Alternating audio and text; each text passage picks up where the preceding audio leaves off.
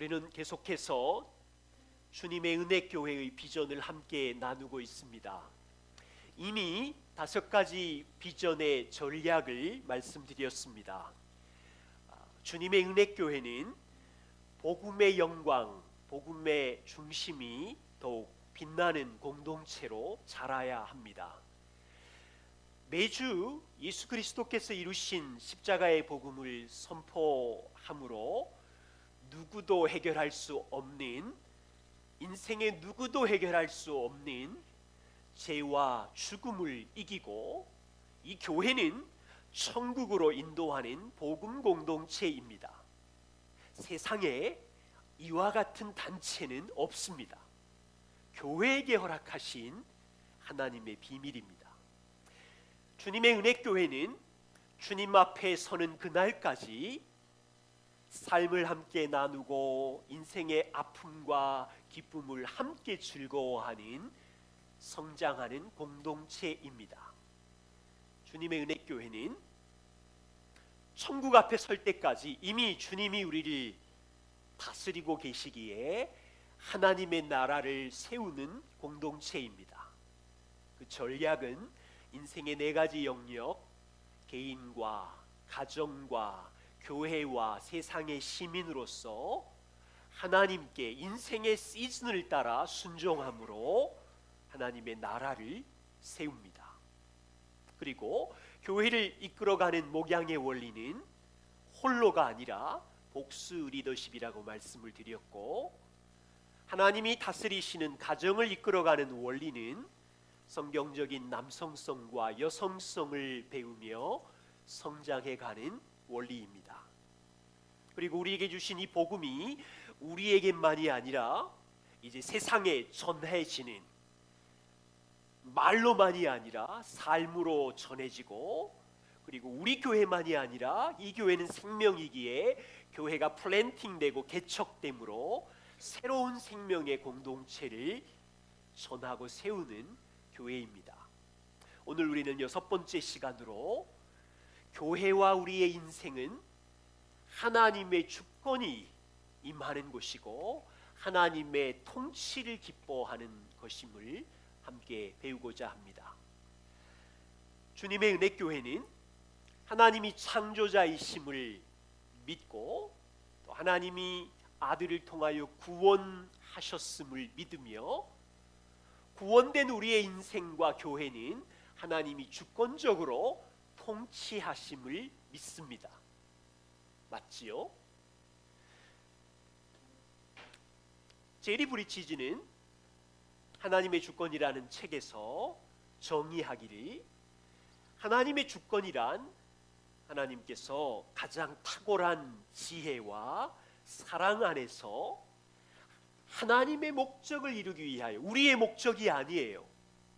여러분이 생각하는 땅의 뜻이 아니에요.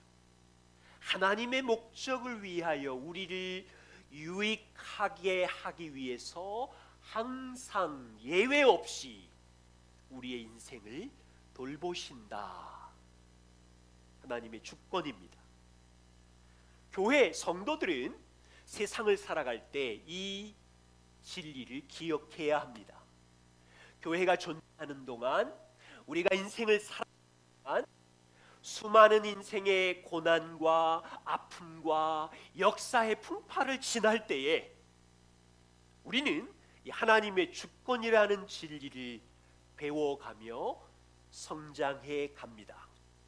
그래서 오늘 말씀은 교회와 우리의 인생을 하나님의 주권이 통치하실 때 조심해야 될 것 2가지를 말씀드리고, 하나님이 주권적으로 통치하신다면 사람인 우리의 책임은 무엇인지, 우리는 어떻게 반응하며 살아야 하는지를 말씀드리려고 합니다. 먼저 하나님의 주권을 기뻐할 때 우리가 조심해야 될 것이 있습니다. 특별히 미래의 결정된 운명론을 조심해야 합니다.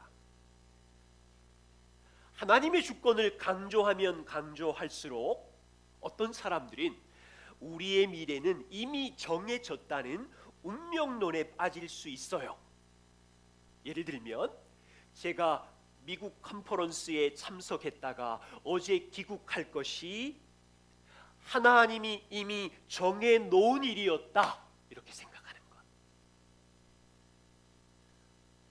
또는 내가 이 직업을 가지는 것도 하나님의 주권적인 뜻이었다, 이렇게 운명론으로 생각하는 것 조심해야지요. 예를 들면 지영이가 지금은 팔이 많이 좋아졌지만 한 달여 전에 지영이가 이 추사박물관 앞에서 놀다가 팔이 부러지는 것은 하나님이 이미 작정하신 주권적인 뜻이었다, 이렇게 생각하는 것 위험해요. 굉장히 극단적인 운명론에 빠질 수 있음을 조심해야 합니다. 하나님은 개인적인 일상의 삶의 모든 것을, 여러분의 일상의 삶의 모든 것을 다 정해놓은 점쟁이가 아닙니다. 제러드 시처의 하나님의 뜻이라는 책에 이렇게 되어 있어요. 하나님의 뜻에 대한 전통적인 교회에서 이해하는 내용을 이렇게 기록했는데, 전통적인 이해는 우리가 미래까지 쭉 따라가야 하는 어떤 경로를 하나님이 갖고 있다라고 생각합니다. 하나님은 이 경로가 무엇인지 이미 알고 계시고 우리가 따라갈 수 있도록 펼쳐 놓으셨다. 우리의 책임은 하나님이 이미 정해 놓으신 그 경로, 우리 삶에 대한 하나님의 뜻을 발견하는 것이다. 우리는 우리가 취할 수 있는 많은 경로 중에 어떤 것이 우리가 가야 할 길인지, 하나님이 우리를 위해 계획해 놓으신 그 길인지를 찾아야만 한다. 하나님이 미리 정해 놓으셨는데 우리의 할 일은 올바른 선택을 함으로, 하나님이 미리 정해 놓으신 그 길에서 올바른 선택을 함으로 복을 받고 하나님이 주신 사명을 이룰 수 있던지, 아니면 하나님이 정해 놓으신 길을 잘못 선택해서 길을 잃어버리고 우리 삶에 대한 하나님의 뜻을 놓쳐서 무한한 미로를 헤매다가 살아가든지, 이게 잘못된 거라고요. 잘된 게 아니에요. 지금 이런 전통적인 이해는 하나님의 뜻에 대한 잘못된 사고방식입니다. 이미 정해진 길을 성도는 찾기 위하여 불안하고 두려워하는 이런 전통적인 이해는 성경적이지 않습니다. 하나님이 꼭 우리를 약올리시는 것 같아요. 이미 너의 길은 다 정해 놓았어, 너 찾아봐라 메롱, 그러시는 분이 아니라고요. 여러분, 이걸 이렇게 이해하면 많은 그리스도인들은 하나님이 주권적으로 미래를 다 정해놓고 아시기에 이제 뭐라고 기도하냐면, 하나님 나에게 미래를 알려주십시오, 보여주십시오. 건강하지 않아요. 하나님 내일 주식이 어떤 게 급등할지 아시지요, 보여주십시오. 하나님 1년 뒤에 어떤 아파트가 완전 대박으로 올라갈지 아시지요, 잘 보여주십시오. 하나님 제 은사에 따라 어떤 직장이 딱 맞는지, 제 성품에 따라 어떤 배우자가 딱 맞는지 아시지요, 찍어주십시오. 알려주십시오. 이런 미래에 대한 관심은 날마다 돌보시는 하나님의 인도하심을 신뢰하기보다 미래의 염려에 짓눌리는 불신앙이에요. 이건요, 우리 스스로 미래를 알고 미래를 통제하려고 하는 죄악된 욕망이에요. 하나님이 주시는 마음은 두려워하는 마음이 아니에요. 과거도 현재도 미래도 주님이 주권적으로 통치하시기에 혼란스러워도 평안한 마음을 주시는 것이 하나님의 뜻인데, 미래를 염려하고 걱정하는 것은 불신앙의 죄이며, 우리 마음이 하나님의 돌보심과 약속을 의지하지 않는 염려와 근심은 하나님의 통치와 돌보심을 의지하지 않는 불신앙이라고요. 우리의 미래는 하나님의 주권적인 은혜와 그분의 돌보심 아래 있어요. 심지어 우리가 연약한 선택을 했을지라도, 우리 아이들이 연약한 잘못을 반복할지라도 부모의 은혜의 손 아래 있는 것처럼 인생의 골짜기나 역사의 혼란 속에서도 주권자이신 하나님을 신뢰한다면, 그분의 돌보심을 의지한다면 평안할 수 있어요. 두 번째, 하나님의 주권을 신뢰할 때 조심해야 될 것은 자기의 죄와 자기의 책임을 회피하지 마십시오. 하나님의 주권을 잘못 적용하면 자신의 죄나 자신이 잘못한 문제를 변명하는 도구로 사용하려고 해요. 예를 들면 학생이 시험에 낙방을 해놓고 직장인이 회사에서 해고를 당했을 때, 그래, 내가 잘못했어. 하지만 나는 하나님의 주권 아래 있기에 괜찮아. 학생이 자기가 시험 점수 잘못 받은 것은 자기의 게으름을 숨기려고 하나님의 뜻이야. 자기 죄를 변명하려고 하면 안 돼요. 직장인이 자신이 잘못한 행동으로 회사에서 해고를 당했는데 하나님의 뜻이니까 어쩔 수 없어. 자기의 잘못을 감추는 이런 핑계를 변명하는 일을 조심하십시오. 하나님은 사람들에게 결코 죄를 짓게 하는 분이 아닙니다.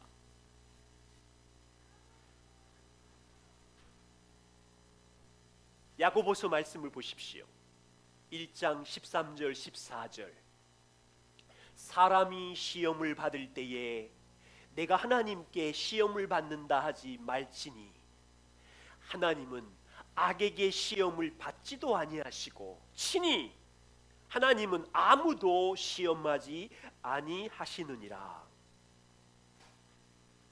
하나님께서는요, 사람의 실패나 제약된 행위를 사용하셔서 자신의 목적을 이루시지만 하나님이 사람에게 죄를 짓게 하는 분은 아니시라는 거예요.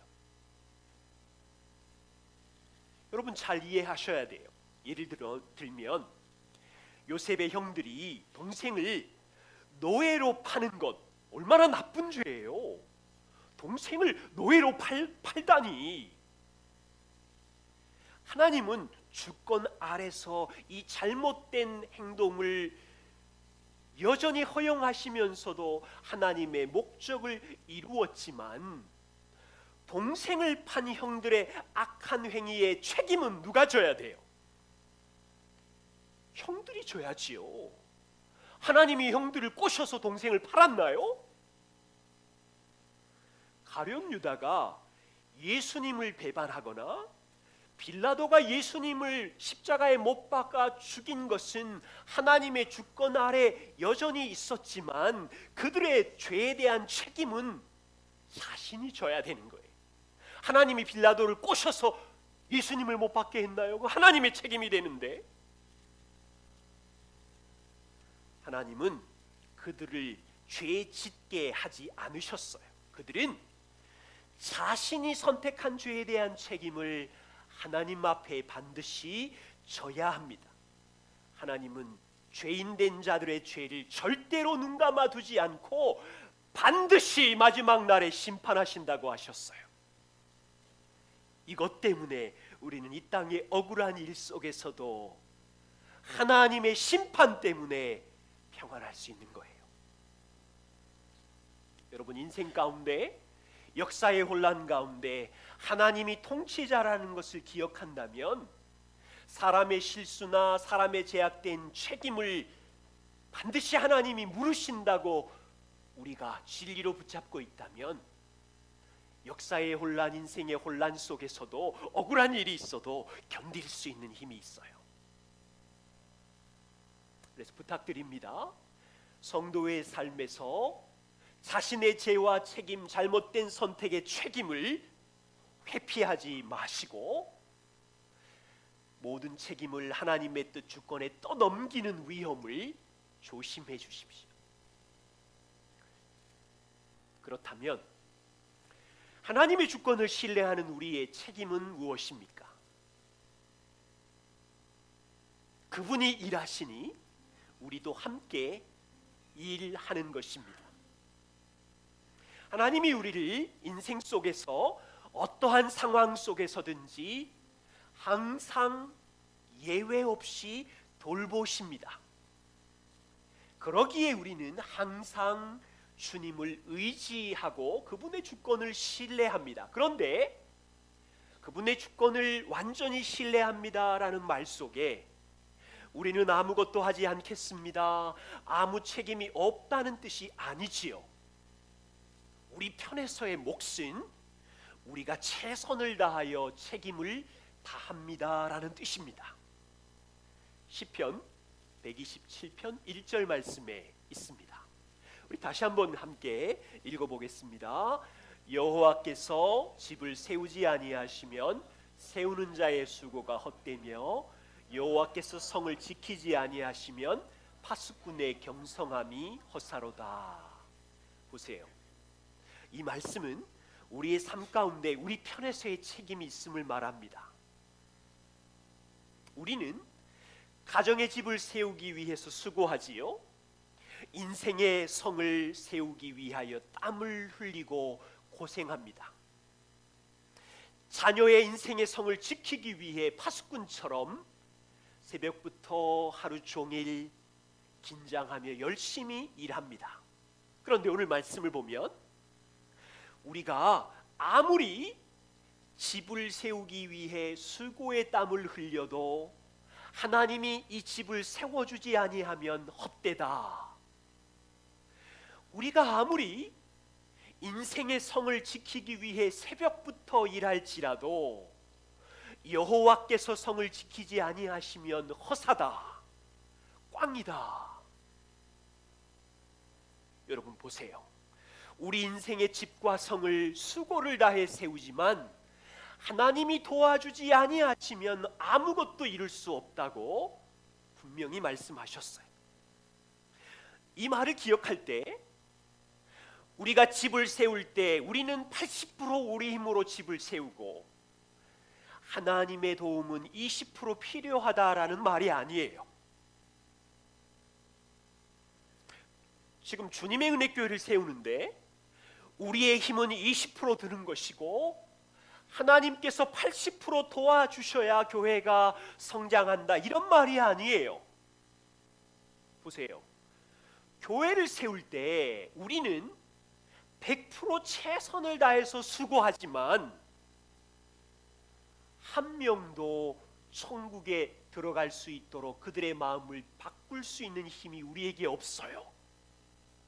100% 하나님이 도와주셔야 돼요.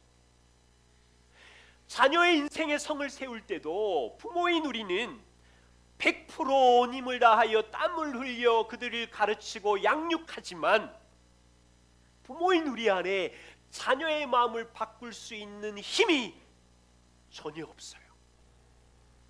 100% 하나님을 의지하고 하나님께서 자녀의 마음을 바꾸시기를 의지하는 거지요. 좀 더 쉬운 예를 들어보겠습니다. 농부 이야기입니다. 농부는 자기의 모든 기술과 경험을 활용해서 농사를 짓습니다. 농부가 할 수 있는 일은 열심히 최선을 다해 해야 하지요. 씨를 뿌리고 심는 일, 농부가 하는 일입니다. 밭을 갈고 물을 주고 비료를 주는 일, 농부가 해야 하는 일입니다.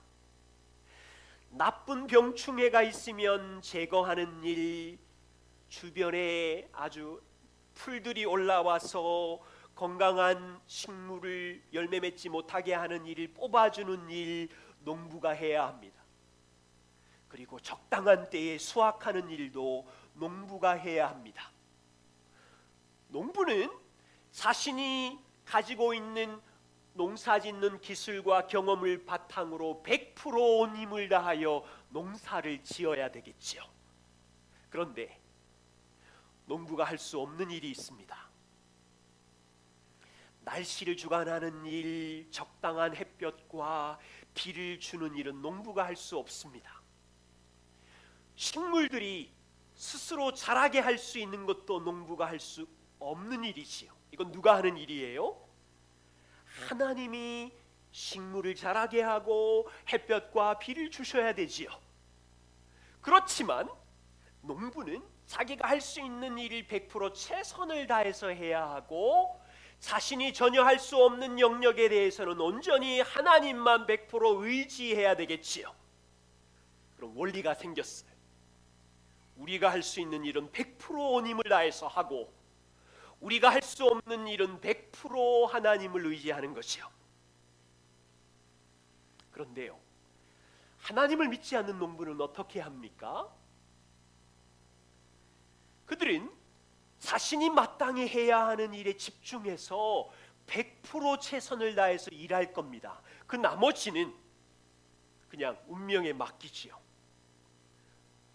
하나님을 믿지 않는 농부는 곡식을 자라게 하는 이가 하나님이라는 것을 믿지 않습니다.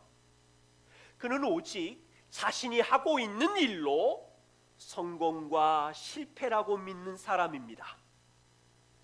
만일 자신이 최선을 다해서 농사에 성공하면 오직 자신이 한 일로 인하여 이루어진 일이기에 100% 자기의 힘과 자기의 공로로 이루어졌다고 자기를 칭찬하고 하나님께 영광을 돌리지 않지요. 그런데 태풍이 와서 농사를 망치면 어떻게 반응해요?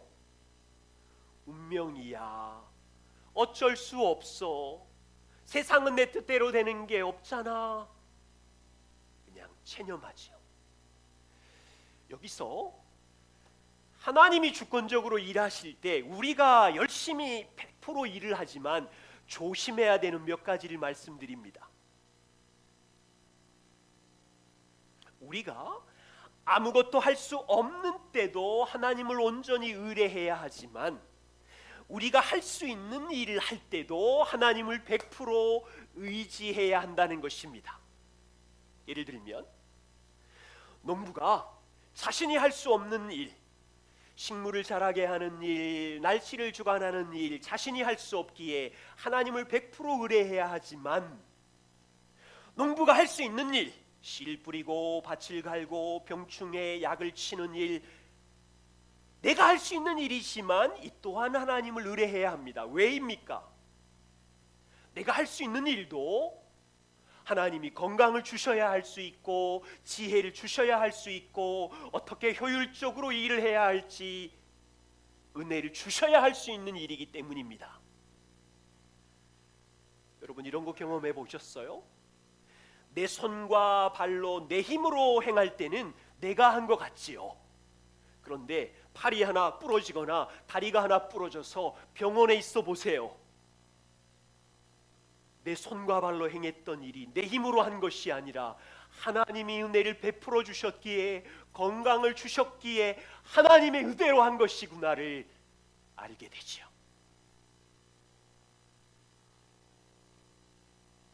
내 힘으로 할 수 없는 일도 100% 하나님을 의지해야 하지만, 동시에 내 힘으로 할 수 있는 일들은 내가 최선을 다하여 100% 일하지만 그 일조차도 하나님을 100% 의지함으로 했음을 고백하는 믿음이 우리에게 필요합니다.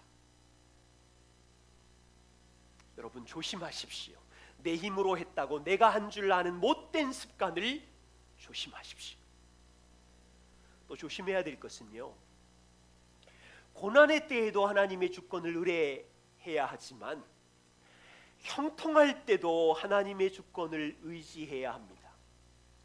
우리는요, 큰 골짜기를 만나거나 불치병에 걸리거나 그럴 때는 하나님 좀 살려주세요 라고 부르짖어요.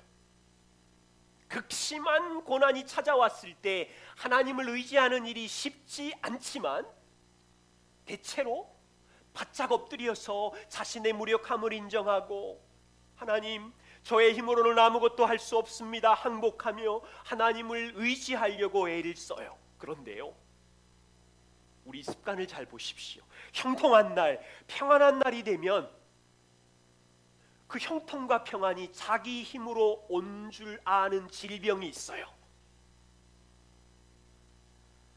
월세방 살거나 광야의 고난의 길을 갈 때, 물론 그때도 하나님을 의지하기가 쉽지 않지만 좀 기도하기가 좀 편한 것 같아요. 그런데 통장이 넉넉하거나 우리 삶이 평안하거나 냉장고에 먹을 것이 가득하거나 내 뜻대로 일이 잘 풀리면 하나님의 주권을 의지하지 않고 그냥 내 힘으로 했다고 생각하는 이 못된 질병이 있어요.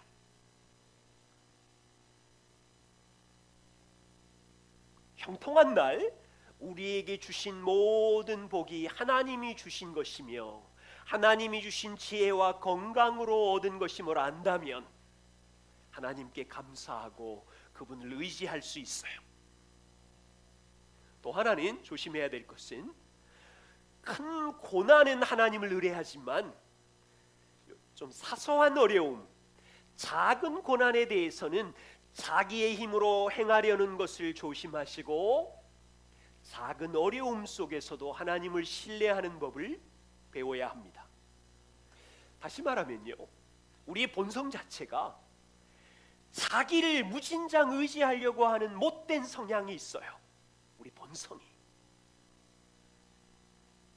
일반적으로 막 커다란 태풍 같은 고난이 닥치면, 예를 들면 심각한 수술을 해야 된달지 큰 계약건이 걸렸달지 이럴 때는 긴장하고 바짝 엎드려서 하나님 살려주십시오, 주님이 도와주셔야 됩니다, 기도합니다. 그런데 사소한 어려움이 찾아왔어요. 감기, 약 먹지 뭐 장거리 여행, 조금 피곤할 거야, 그냥 감당할 수 있어. 수학 문제, 내 힘으로 안 되면 그냥 제키지 뭐. 여러분, 자기 힘과 지식과 경험으로 해결하려는 이 나쁜 성향을 조심하셔야 됩니다. 사소한 어려움, 사소한 갈등에도 하나님의 주권을 신뢰한다면 우리는 이렇게 바뀝니다. 자녀를 양육할 때 가정에서 일어나는 작은 갈등과 부딪힘 속에 하나님의 주권을 신뢰하는 부모는 그 속에서 주님, 저를 도와주세요, 저에게 지혜를 주세요 의지합니다. 직장에서 작은 일을 선택하고 결정해 나갈 때 하나님, 저에게 은혜를 주십시오 기도합니다.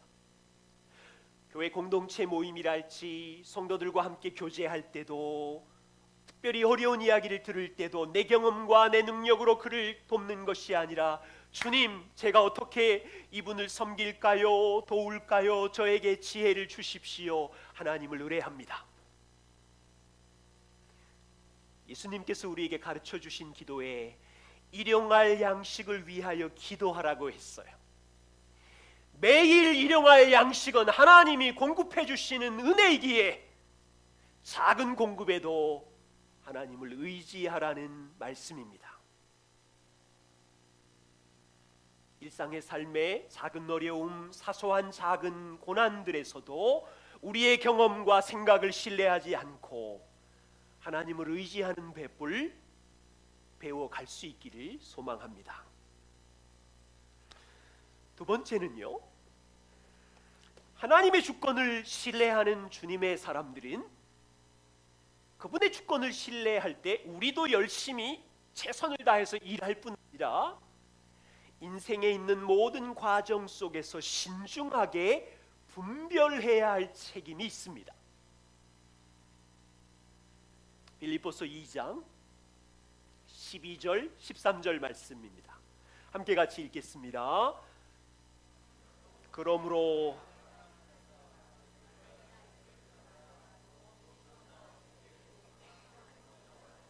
두렵고 떨림으로 너희 구원을 이루라.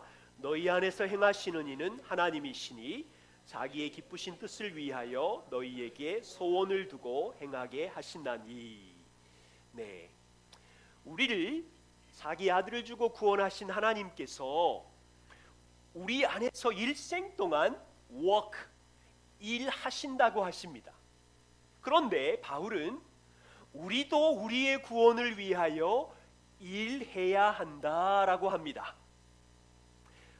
하나님이 우리 안에서 일하실 때 그냥 제멋대로 일하시는 것이 아니라 하나님의 기쁘신 뜻을 이루기 위하여 일하십니다. 그렇다면 우리가 할 일은 우리도 내 욕심대로 내 뜻대로 이루어지게 해주세요라고 일하는 것이 아니고 하나님의 뜻을 따라 act according to His good purpose, 힘을 다하여 하나님의 선한 목적을 이루기 위하여 최선을 다하라는 거예요. 보세요. 우리 마음대로 우리 욕심의 뜻을 이루는 것이 아니라 하나님의 뜻을 이루기 위하여 하나님이 우리 안에 일하실 뿐 아니라 우리도 하나님의 뜻을 이루기 위하여 일한다는 거예요. 여러분들이 기도해 주셔서 제가 컨퍼런스를 잘 다녀왔어요. 정말 저와 아내가 큰 은혜를 받았습니다. 돌아오는 날 금요일 날 새벽에 5시에 공항을 도착해서 7시 40분 비행기를 타야 됐었어요. 그래서 티켓팅을 다시 확정을 받으려고 하는데 거기 있는 직원이 말하기를 너의 비행기가 다 취소가 되어서 다시 티켓을 돈 주고 사야 갈 수 있다고 했어요. 갑자기 저와 아내는 멘붕이 왔어. 너무 당황하고 항공사가 말하는 취소의 이유는 이렇습니다. 우리가 비행기 일정 중에 그 하나를 타지 않았기 때문에 돌아가는 모든 비행기 일정이 취소되었다는 항공 규정 때문이랍니다. 사실은 저희가 좀 싼 티켓을 구하려고 일찍 비행기 티켓을 예매를 했어요. 그리고 중간쯤에 에린초나에 있는 한 교회 설교를 부탁해서 비행 일정을 조정하려고 보니까 여행사를 끼고 조정하면 한 사람당 600불이 든대요. 너무 비싸서 도움을 요청했더니 자기들이 그 초청하는 교회에서 다른 항공기를 이용할 수 있도록 도와주셨어요. 그래서 처음 가진 일정을 그냥 조정하지 않고 그대로 두었는데 국제항공의 규정에는 하나의 일정을 취소하면 돌아오는 모든 비행기까지 취소된다는 규정에 걸린 거예요. 저희는 몰랐죠. 그래서 다시 한국에 들어오려면 1인당 1,000불을 더 주고 티켓을 새로 사야 했었어요. 아내는 1시간 동안 전화를 하고 여행사에 연락하고 간절히 도움을 구했지만 헛수고였어요. 영어를 잘 못하는 저는 무엇하고 있었을까요? 한쪽 귀퉁이 구석에 처박혀가지고 짐을 끌어안고 주님 저 좀 살려주십시오. 주여 하나님은 통치자이심을 믿습니다. 제가 알지 못하는 사람의 도움이든 기적을 보여주십시오. 갑자기 큰일이 터지니까 제 기도가 얼마나 간절해지는지 모르겠어요. 솔직히 말씀드리면 20분 동안은 화가 치밀어 올랐어요. 막 심장이 뛰고 이 규정이 이해가 안 가고 이해할 수 없는 규정 탓을 하면서 항공사를 막 욕해대기 시작하는데 20분은 화가 너무너무 많이 났고요. 아내는 돌아오지 않고 있는데 나머지 20분 동안은 이게 규정이라면 우리가 모른 거였네. 우리가 잘못한 거네. 내가 책임져야 하는 것이었네. 그래, 하나님이 이 상황을 통치하시지. 내가 책임져야 할 것은 책임져야지. 마음이 좀 평안해지는 거예요. 그리고 그 다음 생각은 야, 너 2,000불 낼 수 있다는 것 때문에 마음이 평안하니 더 큰 어려움을 주면 그러는데 아니요, 뭐 어떤 상황이든지 하나님이 통치하시니까요. 그러니까 마음이 더 평안해지기 시작했어요. 예전 같으면 이런 일은 3일, 4일 억울해하고 분노로 가득 차고 평안이 없었는데 내가 내 책임을 지며 하나님의 통치를 받아들이고 오히려 아내를 위해서 기도했어요. 하나님, 아내가 영어 잘하게 해주시고 마음 평안하게 해주시고. 정말 참 은혜로 기도가 바뀌었어요. 심각한 상황 속에서도 평안하게 무사히 돌아올 수 있었습니다.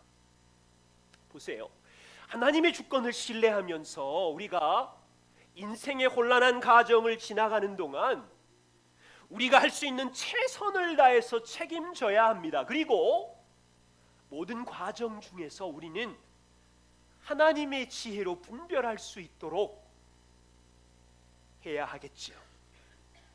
그때 우리는 어떻게 이런 혼란한 인생의 상황 가운데 하나님의 뜻을 따라 분별할 수 있을까요?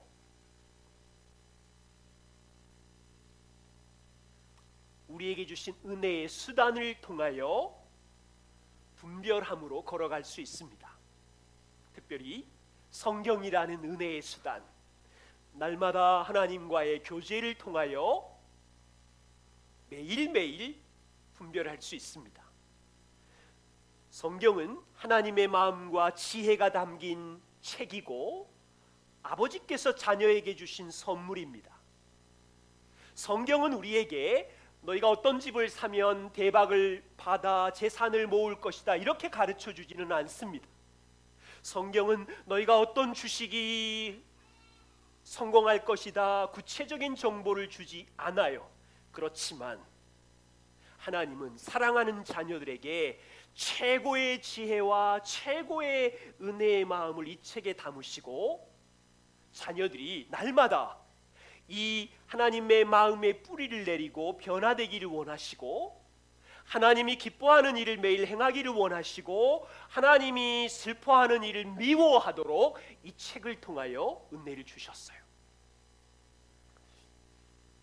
이것이 분명하다면 주님의 은혜교회 성도 여러분들은 성경의 지혜가 담긴 이 말씀을 날마다 사모하며 인생의 골짜기를 지날 때 이 지혜로 인도함을 받습니다. 그래서 9월 말씀 묵상과 기도가 한 번의 행사가 아니라 우리의 삶의 일상이 삶이 되어서 말씀의 지혜로 선택하고 분별할 수 있기를 소망합니다. 두 번째는 천국을 향해 함께 가는 공동체 성도들과의 교제를 통하여 우리는 인생의 혼란한 시간 속에서 분별해 갑니다. 이스라엘 백성이 광야 길을 걸어갈 때 하나님께서 어떻게 인도하셨냐면 10부장과 50부장과 100부장과 1000부장을 그들 가운데 두셨습니다. 그들은 하나님을 두려워하며 진실하며 지혜가 있고 하나님께 인정을 받는 사람들이었어요. 보세요, 이스라엘 광야 길을 걸어가는 수많은 사람들이 광야의 골짜기와 고통의 시간을 걸어갈 때 혼자 두지 아니하셨고 하나님을 두려워하는 사람들을 그들 가운데 두셨어요. 하나님의 지혜의 말씀을 경험하고 그 지혜의 말씀을 가지고 살았던 10부장, 50부장, 100부장을 그들 가운데 두셔서 인생의 혼란한 시절을 헤쳐갈 수 있도록 하셨어요. 그렇다면 오늘 우리는 서로가 연약함과 부족함을 인정하면서 혼란한 인생에 성경에 언급되지 않는 많은 상황들, 무엇이 선한 일인지 명확하지 않을 때 서로에게 귀를 기울이며 지혜를 구해야 하는 것이지요. 또는 교회 공동체 안에 하나님의 말씀의 지혜의 경험이 많은 사람들, 그 지체들과 함께 대화하며 삶을 나누며 걸어가는 거지. 한 가지 부탁을 드리면, 우리가 연약한 죄인이라는 것을 인정한다면 다른 사람의 겉면에 성경적이고 설득력이 있을 때 기꺼이 마음을 주실 수 있는 겸손이 필요해요. 심지어 나와 의견이 다른 생각을 가졌을지라도 거기에 성경적인 지혜가 담겨 있다고 생각할 때 자신의 의견을 내려놓고 인정하고 기뻐하는 겸손이 필요합니다. 만일 더 성경적인 겉면과 조언을 듣고도 자기 고집대로 밀어붙이면 죄송하지만 혼란한 인생의 골짜기로 갈 수 있어요. 지혜롭게 분별하라고 서로를 주셨어요. 특별히 지혜로운 것 중에 하나는 배우자가 같이 있음이 또 지혜이지요. 그들과 대화하며 그들의 조언을 들으며 기도하며 걷는 것이지요. 세 번째는 모든 상황 가운데 분별해 가는 동안 우리는 혼자 있는 것이 아니라 은혜의 보좌에 나아가 예수 그리스도의 지혜와 은혜를 얻을 수 있어요. 이것은 기도를 한다는 뜻은 이런 뜻이 아닌데, 하나님 제가 기도합니다. 다음에 어떻게 될지 정확히 말해 주십시오. 이 문제를 해결할 수 있도록 도와주십시오. 이것이 기도의 목적이 아니라 이미 전제가 있어요. 하나님이 주권적으로 내 삶과 역사와 교회를 통치하신다는 것을 주권적으로 신뢰하는 전제를 가지고 나를 가장 놀라운 좋은 길로, 가장 탁월한 지혜와 사랑으로 인도해 주시는 분이 오늘도 통치하시기에 그분께 나아가 기도하는 것입니다. 우리의 실수는 뭐냐면, 기도하러 들어가면 내가 원하는 뜻을 이루려고 하나님을 막 설득해대고, 그게 안 되면 하나님께 화가 나 있고. 여러분, 자녀를 키우시지요? 자녀를 키우는 부모라면 부모는 어린아이의 짧은 지혜대로, 어린아이의 욕망대로 절대로 다 들어주지 않으시지요. 여러분, 그렇다면 제가 공항에서 뭐라고 처음 기도한 줄 아세요? 하나님, 1시간밖에 안 남았어요. 기적을 보여주십시오. 돕는 사람을 빨리 하늘에서 보여주십시오. 저의 짧은 뜻이라고요. 우리의 욕망대로 그 기도를 다 들어줘서 하나님이 듣지 않았을 때 화가 난다면 우리 마음에 우상이 있는 거예요.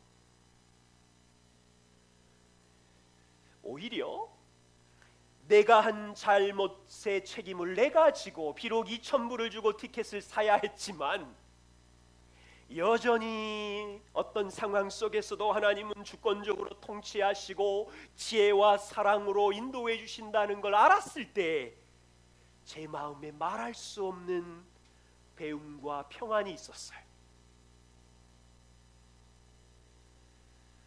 우리는 복음으로 살아가는 때 우리 혼자 외롭게 던져져 있지 않습니다.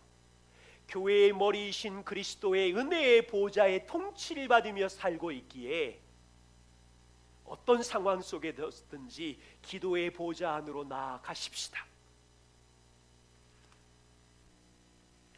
주님의 은혜교회를 향한 소망이 있습니다. 하나님의 주권을 기뻐하는 교회로 성장해 가는 것입니다. 성도 한 사람 한 사람의 인생 속에 어떠한 상황 속에 던져졌을지라도 그분의 통치와 다스림을 배우고 성장해 가기를 원합니다. 때로는 그분의 통치에 화가 나고 오랜 시간 고난의 광야를 보내기도 하겠지만 우리 안에 일하시는 성령님께서 계속해서 우리를 가르쳐 주실 것입니다. 얼마나 하나님이 탁월한 지혜와 사랑으로 예외 없이 돌보시는지 우리의 눈을 열어 보여주실 때 우리가 하나님의 그 신실하신 다스림을 기뻐하게 될 것입니다. 이 배움을 함께 해 나가기를 소망하고 우리가 할 수 있는 일에 최선을 다하고 주신 은혜의 수단으로 분별해 가는 여러분의 삶이 되기를 부탁드립니다. 기도하겠습니다.